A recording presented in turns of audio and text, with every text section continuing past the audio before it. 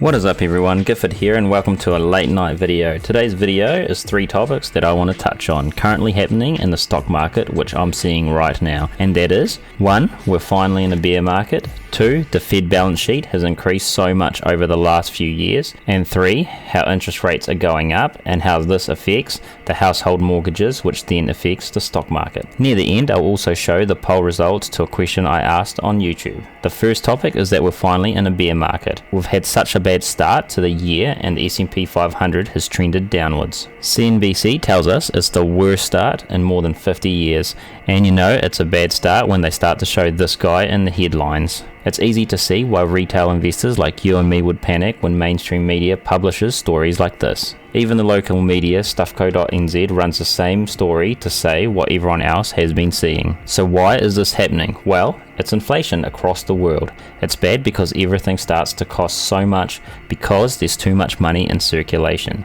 To combat this, the government will start to raise interest rates to stop us spending money, and the big funds will shift money away from the stock market. This ultimately means the stock market is likely to head downwards. That's why I'm preparing to go more cash heavy. I'm also buying shares in small amounts in case the stock market turns due to good news like the war ending. So here's a snippet of what experts would do during a bear market. It's a pretty simple plan actually. Dollar cost average with money you can afford while stocks fall, and it gets cheaper as eventually the market will come back up. For how long, no one knows. It could take years. If you buy in a bear market, you'll have shares that will gain in value in time. You make the most of your money when you buy stocks in a bear market, as it is cheaper than a bull market. Obviously, this advice is really geared towards index funds like Vanguard Total World, where it goes down and it will come back up again as the world recovers.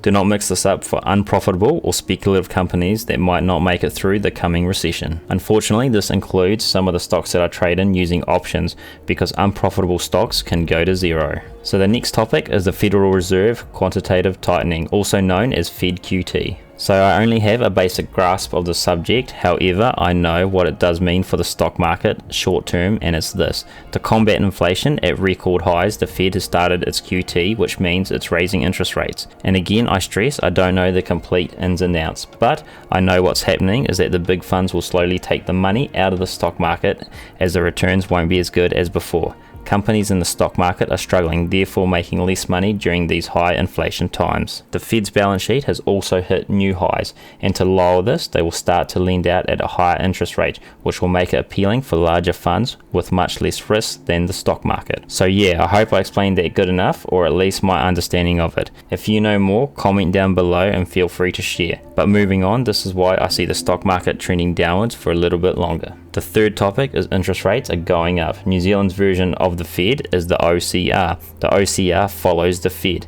Not the exact numbers, but the increases and the decreases. And in the poll I asked this question, how much it matters. As a mortgage owner, interest rates going up has a big effect on me. It means I'll be paying more for the debt I own, which means I can't invest more money into the stock market. This is why interest rates affects the market. When people struggle, they will withdraw money from the market and come back when the bull market returns. So let's have an example of how much a loan can change with different interest rates. So this example here is someone who has $500,000 of loan that they have on their property. The interest rate is 2.39, and that was about normal 18 months ago. The term is over 30 years, therefore their repayments weekly would be $449. As you can see on the right hand side, it has a total breakdown of how much the total loan would cost over the 30 years. So you can see here the total that they would pay would be $700,000, and $200,000 of that would be interest. So if we move this on and change the interest rate, still $500,000 loan, but now the interest rate has gone up to 5.49. We're still keeping the 30-year rate, and you can see that the repayments now weekly is $654. This is an extra $205 every week. This $205 extra to a family is going to make them struggle, and therefore there's not going to be a lot of money floating around for the stock market, because as inflation hits, everything's going to cost even more as well. And we can see here on the right hand side the weekly repayments are $654, and then the total that you'll pay across this whole loan over 30 years is now up to $1 million, and the interest on this is over half the amount of the loan, which is $520,000. So while this calculation is over 30 years, we don't know what the interest rates are going to be over a 30-year period. So this is just hypothetically telling you what it would be if these continue.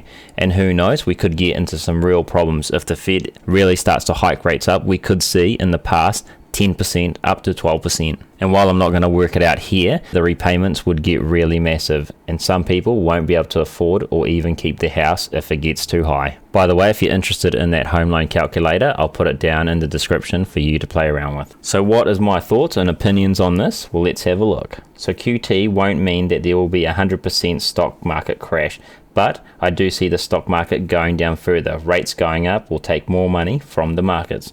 Bear markets can last years. However, this is a great time to buy stocks. The safer, the better. Or in other words, buy profitable companies. If you're into trading like me with options, a sideways market is very good too. However, trading is very risky, so understand the risks first. Currently, I'm pretty cash heavy, waiting for a good drop, so I wouldn't mind a stock crash anytime now. By the way, don't get me wrong, I don't want a stock crash for everyone to lose money, for then I can gain money. All I'm saying is, if there is a stock crash, I'm ready and in that position. Well, that's enough for me today. Thank you so much for watching. The trading platform I use is Interactive Brokers, Hatch Invest, Stake, and Sharesies for individual company stocks, and I use Investnow for index funds. If you want to start your own investing journey, you can use my referral links below to start your own investing if you are from New Zealand. Before you go, please hit that like button on this video. It helps me out to get these videos out, to reach out to new people who might want to start investing, and feel free to subscribe to be closer to financial freedom. As always, safe investing, and make sure you do your own due diligence, as I am not a financial advisor. And for those of you new to the channel, my name is Gifford. I use this channel to document my journey as I'm trying to figure out how to become financially free and share my knowledge via these videos with you. These series of videos are focused on stock market investing from someone who is completely new, but I've been learning every week. I also do other videos on personal finance, property investing, so check out the playlist. May the gains be with you, and I'll catch you in the next one. Goodbye.